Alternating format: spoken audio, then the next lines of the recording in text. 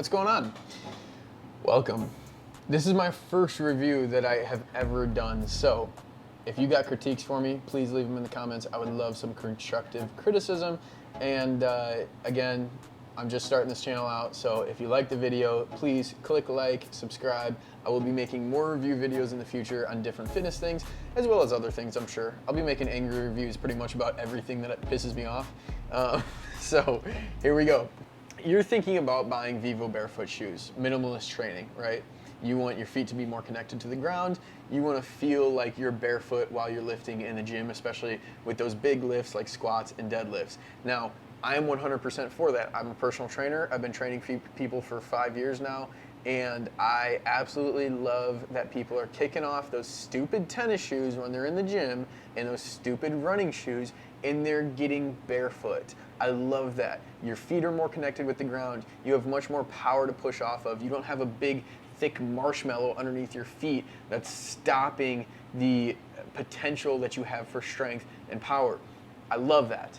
That being said, there's some things to talk about when it comes to barefoot shoes, and today we're going to talk about Vivobarefoots. Now, the reason that I go with Vivobarefoots personally is because I like the way that they look. Now, you could get into zeros, you could get some Vibrams and just look like an absolute savage animal with your toes hanging out in the gym. Those are those shoes that have the 5-finger toes, and as I hold up for the 5-finger toes, as your toes are literally hanging out of your shoes like some kind of animal. Like, those are the shoes that when you're walking through the gym and you think that people are looking at you and you're self-conscious, like, most of the time people aren't looking at you and they're mostly just trying to see if other people are looking at them. But those are the shoes that people actually are looking at you and people are judging you. So please don't buy Vibrams. I'm just kidding. To each their own. I mean, you buy whatever you want. I think the Vibrams look goofy. I think the Zeros look goofy, especially when there's an option like Vivobarefoots. Now, that option is expensive. I think all minimalist shoes are grossly overpriced. I think it's kind of ridiculous the amount of margin they have to be making on these shoes, because let me show you something. These shoes literally have no material on them. These are the Vivo Geo Racers, probably my favorite minimalist shoe I've ever owned, but they have zero material. Why does this cost $170? Like, why? There is no material on this. Yes, it's all like sustainably sourced and all that stuff, and I get it, blah, blah, blah. But they have to be making a killing. Now, that being said, if you haven't gotten it by now, Vivo has not sent me any shoes. I do not represent them. I don't have any affiliations with them. This is just a raw review, my own opinion on these. It makes no sense to me that these shoes cost $170 US. That's just absolutely insane. That being said, I have bought plenty of pairs of them. I've wasted a lot of money on these things. And let me tell you why. There's two main reasons why people buy these shoes. There's two differences between these shoes and a normal pair of shoes, like, a tennis shoe. So number one, zero heel drop. Now, that means that from the heel to the toe, there is no incline. Usually with a pair of tennis shoes, it's going to look something more like this, where your heel is actually elevated above your toes. And what that does, as you can see, is kind of put you into a calf raise position. This is what a calf raise looks like. It puts you into that calf raise position, and it actually tightens up your calves big time. So zero heel drop, it equals no tightness in your calves. You have the ability to work on your tibias a lot more, and also being flat-footed closer to the ground is going to help you be more stable during big lifts like squats, deadlifts, Bulgarian split squats, stuff like that. Pretty much anything with your lower body, and even just walking. Now, that being said, these are going to have a high ankle rolling possibility. I just coined that new term. You're going to be able to roll your ankles with these things because there's literally no material on these. I mean, I'm spinning them back and forth. There's no material on this. Like, you will roll your ankle just as easily as you would if you were barefoot, which if you have a problem with that, maybe these shoes aren't for you, because you definitely will roll your ankle with these. Reason number two that people get these is because of the wide toe box. Now, you could spend a lot less money and get a pair of Vans or a pair of Chucks or whatever you want to do and have that zero heel drop. You definitely will have zero heel drop on those shoes, but they will not have a wide toe box. And I like that a lot personally because my feet are super fat and wide, and I really enjoy my toes being able to spread out. And that's really the whole marketing message of these companies, is that you put your feet in these shoes, and then all of a sudden, because they're free and they're able to move like a bunch of hippies, this is all hippie crap, and these companies are all like hippie crap representing, and whatever, to each his own. I like it because I feel more connected with the ground and because it lets my feet spread out. Do I think that the structure of my bones in my feet are changing? I don't know, but let me tell you my personal story with these. Let me tell you, first of all the pros. They're super lightweight, so they're not going to drag you down. I think they look cool. They are very comfortable when you're training, when you're lifting, and especially when you're doing legs. And it's all sustainably sourced, so you're saving the planet, whatever.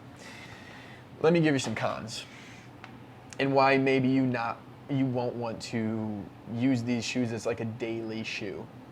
I am a personal trainer. I'm on my feet all day long. I wore these shoes every single day for about 8 months.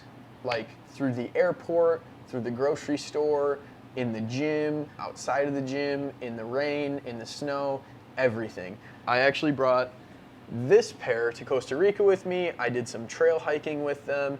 And these are the Primus. These are supposed to be like gym shoes, but this is what I had at the time, and I liked them a lot. Now, I love these shoes. Few things. When you wear these shoes, you have eliminated all support for your feet. Now, flat feet can be attributed to too much support and using too much of a crutch with your shoes, and that way your arches will start to flatten out and your feet become super weak. These have a possibility to aid in that, but that being said, they're super, super uncomfortable. They are literally barefoot shoes. Imagine yourself barefoot all day long, every single day. Your ankles, your heels, and just your feet in general will be beat up and sore, especially for the first few weeks. So I kind of liked that when I started wearing them. I liked the feeling of my feet being sore, and I felt like things were changing with my anatomy. I'm a weirdo with fitness and health, so I kind of liked that a little bit, to be honest. But what I didn't like was about 6 months in of wearing these shoes every single day, being on my feet all day, even traveling, doing all that stuff. About 6 months in, I started to notice that when I would hold like a deep squat or I'd be training legs, I would start to get a lot of pain in my legs. Specifically, I'm gonna show you where, like right between like high ankle to like low part of my knee, like right in this area on the more medial part of my tibia bone there. And I was just getting like super intense, sharp, uncomfortable pain there about 6 months in, especially when I would hold a squat, stuff like that. And I have pretty veiny legs, and like I got big like popping veins. So I thought that maybe I was starting to get like varicose veins in my legs. And then I was thinking, I'm like, that doesn't make any sense because I'm only 24 years old, first of all. And second of all, it's in both sides, like it's in both legs in the same exact area. And there were like pretty big veins where I was feeling that pain, but it didn't make any sense to me that it was both legs. I'm only 24, how am I getting varicose veins? That's for like old ladies. So then I was thinking, I'm like, well, whatever, I'll blow it off. It only hurt me here and there, really wasn't super uncomfortable until I started training for a triathlon. When I was training for a triathlon, I started to run 2 days a week. I would have 1 day of hill sprints, and then the other day would be a long, slow run. Now, during those hill sprints, I was wearing Sauconys, which are like decent running shoes. I wear their Endorphin Speed 2s. I love those shoes. I would wear those for running, and so I wasn't wearing these. Like, I have run in these before, and they're okay. Like, I think maximum I've ran 3 miles in these before, and they're okay, but like, again, they beat up your feet. They will force you to run on the balls of your feet and not heel strike when you run, which is really important. Because if you try to heel strike with these, your heel is going to be beat to hell. So they force you to run correctly. Now, that being said, I wasn't running with these. I was wearing Sauconys, but I was wearing these all day long when I wasn't running. About 3 weeks of running, I literally was getting such intense pain in that area of my leg that I would get to the end of my day, especially on run days, that I literally couldn't even walk. Like I was limping through my job just to finish up my day.